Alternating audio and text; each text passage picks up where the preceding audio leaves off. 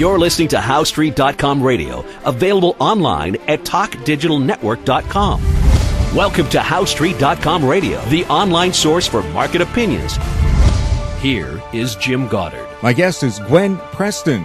Her website, resourcemaven.ca. She's the former senior writer at the Northern Miner, and right now she's our reporter at the PDAC, the Prospectors and Developers Association of Canada convention in Toronto, where right now I understand you're surrounded by about 25,000 of your closest friends.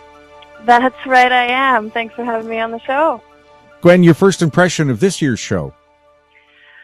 My impression's good. I mean, it's not the most excited atmosphere that the show's ever had, but why would it be? It's not 2007. There's not money flying everywhere. That being said, it's better. There's the general atmosphere. You know, everybody here loves to ask each other what they think of the tone, and the general response is that those words we have been hoping for, which is the cautiously optimistic. There's some real technical signs that the bottom is in for gold, that there's support building for gold equities. We know gold usually leads these kind of rebounds, so that's giving everyone some hope. There's been merger and acquisition news, and that's continuing. So in general, the signs are building that the bottom is in and that things look good going forward, and that's exactly what this industry needs. Is we need that hope, that hope that this is actually, we've reached the year of stabilization, the year that things are going to go sideways before they start sort of really going back up again. And that's given people, that sideways phase is exciting for the type of people who are here. These are people who have properties to sell, or some people who are in the market to buy properties. So I get the feeling there's a lot of deals being done, and a lot of interest in what's going to happen in the next year or two. At the Vancouver show, we saw a lot of Europeans, Germans especially, and Americans taking a look at Canadian companies because with the difference between the Canadian dollar and the U.S. dollar, a Canadian company, it looks like a pretty good bargain if it's a good company to start with. Absolutely, yeah. And there's certainly that interest from Europe as well. The other side of that is it's a bit too bad. Some of the companies that are advancing good gold assets in the United States are fighting the flip side of that. They're getting a little bit hit down because they're not getting that foreign exchange boost. You know, the fact that gold is now priced $1,500 or $1,600. If you're talking Canadian dollars, it's still down in the 12s if you're speaking in American dollars. So the exchange rate is definitely playing a role in the discussions here. Last year was the big year of all the medical marijuana grow up people coming in trying to find money. Are they still hanging around asking for dough? No. My straight answer to that is no. I mean, to paint it with broad strokes, that industry ballooned to, $1 billion fairly quickly and then shrank back down to 150 almost as fast. So it had its boom bust cycle very quickly. That's not to say that it doesn't have a future, but no, there's been almost no discussion of that here, which I love. The focus is back on metals. That was, in my mind, that was people who understandably were a bit desperate, a bit tired of a really long, arduous bear market and wanting some new energy, some new excitement, something to do before the market turned. But now there really is this feeling that the market is turning, is in the process of turning. So the focus is right back on metals. We'll have more with Gwen Preston right after this. More and more people are looking to the internet for intelligent, riveting, and thought-provoking interviews. To advertise on the Goddard Report and TalkDigitalNetwork.com, call 604-699-8600, 604-699-8600. Welcome back. We're speaking to Gwen Resource Maven Preston. She's our reporter at the PDAC in Toronto. You said so many things to talk about going on at the PDAC. Right now, just where you are, what really catches your eye?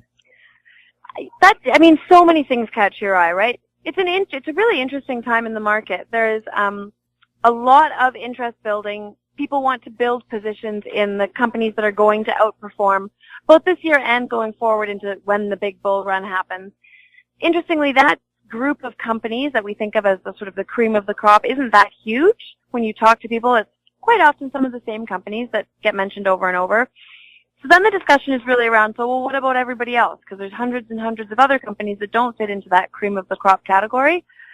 And the discussion has been sort of, they fall into two groups. There's the middle ground companies that they still have some money, they're still able to advance their assets some. They don't have the huge momentum that's behind those top-notch groups, that's behind the top-notch group, but they're getting it done. And then there's the ones that are down beneath, that have negative working capital, are barely keeping the lights on.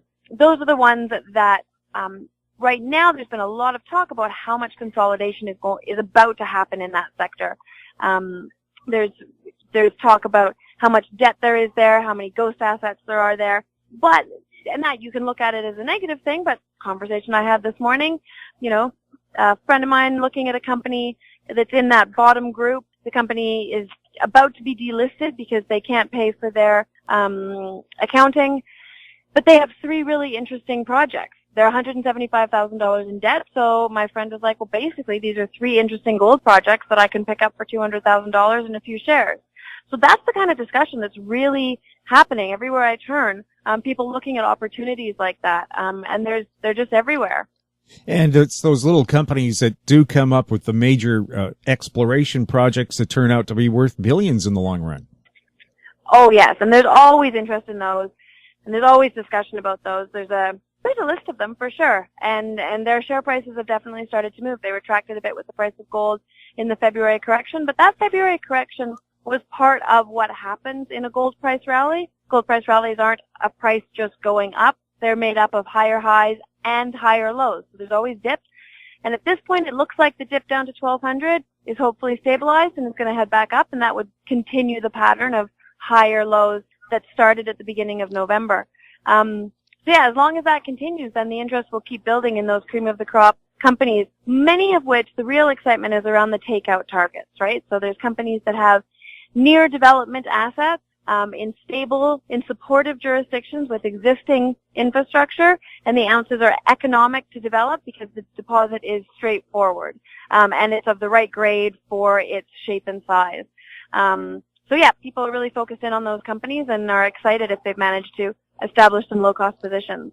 And companies that have survived have become very lean and mean. So if they're actually making a profit right now, just imagine what they'll be like in really good times.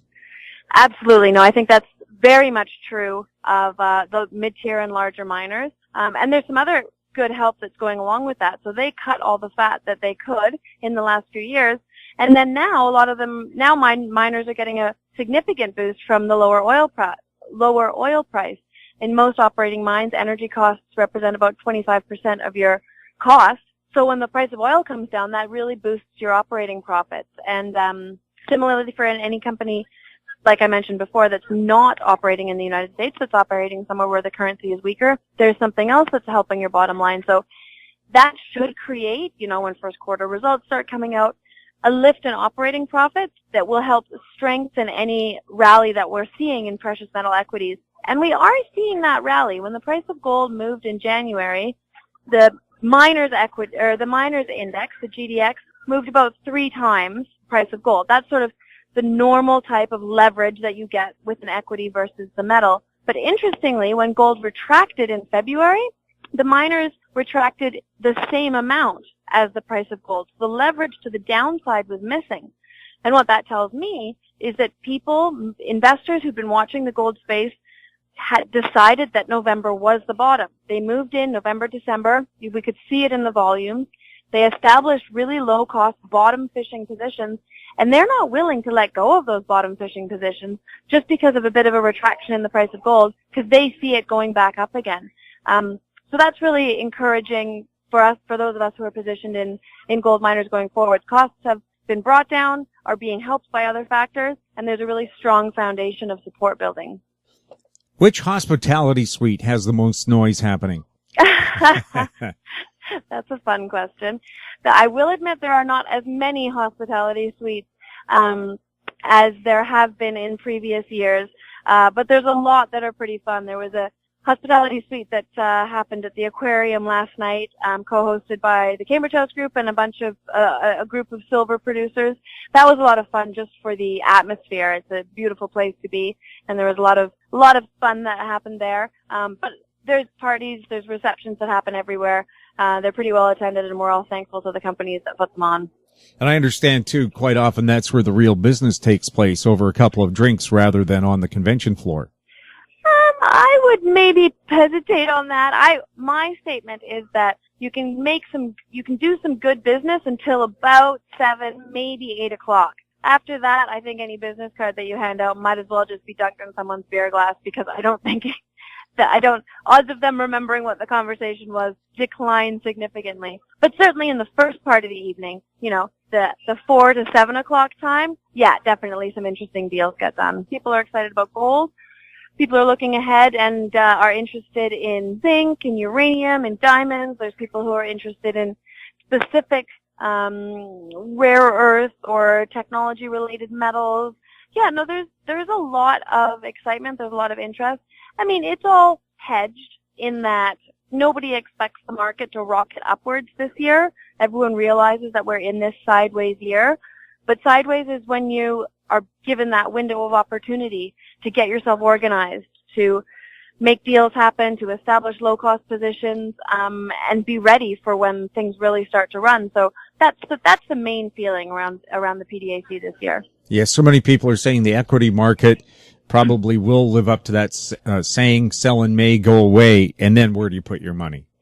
True enough. And I mean, I actually gave a talk here at PDAC, and my talk was about opportunities this year, because we all love the bull market and we're excited for when it starts, but it's not going to start this year. So how do you make money in between now, in this lull between bear and bull is what I've described it as.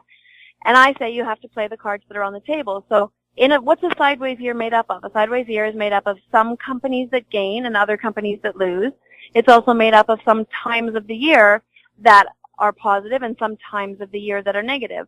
And the venture exchange especially is very predictable in its seasonality. The early season rally is very reliable. The summer doldrums are equally reliable. There's almost always a fall uptick, and then there's tax loss selling. So take advantage of those pulses.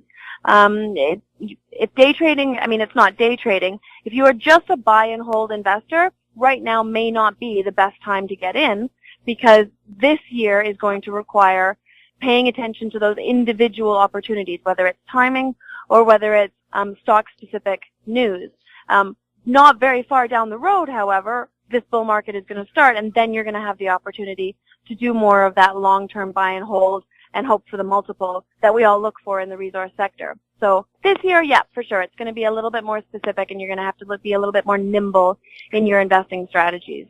Quick on the toes and keep your eyes and ears open. That's right, absolutely. Gwen, thanks a lot for chatting with us. Thanks for having me.